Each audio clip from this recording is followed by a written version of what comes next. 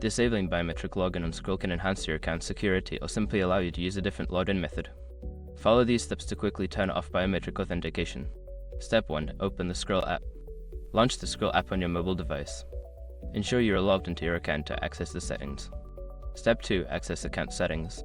Navigate to the account settings by tapping on your profile icon or the menu option, usually located in the top corner of the app.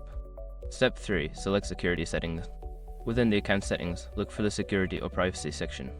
This is where you can manage your login preferences. Step 4. Disable biometric login. Find the option for biometric login, such as fingerprint or facial recognition. Toggle the switch to turn off this feature. Step 5. Confirm changes. After disabling biometric login, you may be prompted to confirm your choice. Follow any on-screen instructions to finalize the changes. By following these steps, you can easily disable biometric login on your Skrill account.